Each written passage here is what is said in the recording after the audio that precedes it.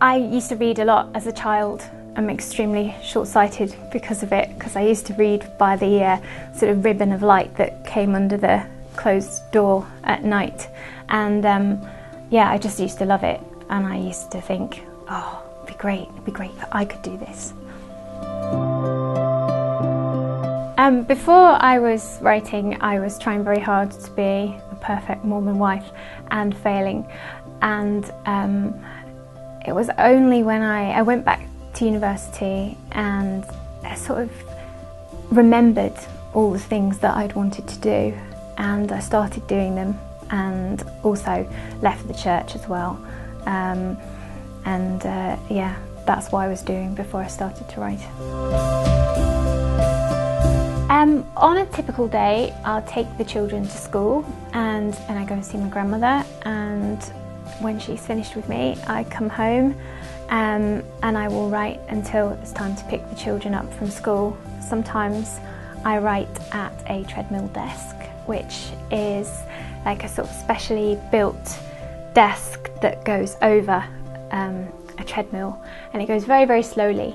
You can walk at like 0.4 miles per hour, so you're barely lifting your feet, and you stand and type as you're walking.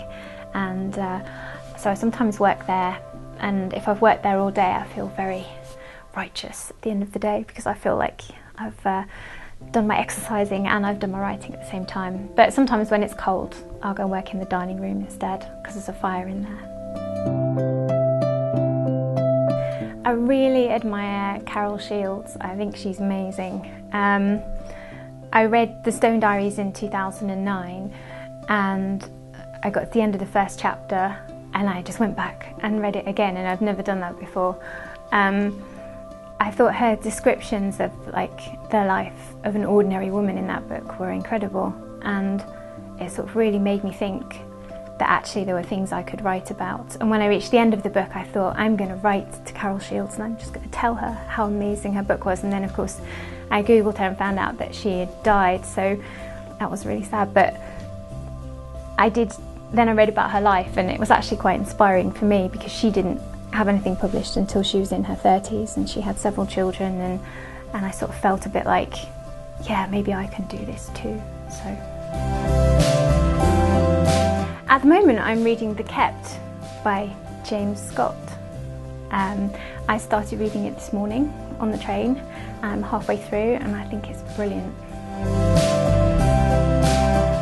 We've got a bookshop in Southport called Broadhurst's, and it's like something, it's almost like Dickensian. It's got a funny little staircase, and it's got an open fire, which they have on like all through the winter. And when you buy books there, they wrap them up in brown paper and string, and they give them to you in like a little pile to take home. It's lovely.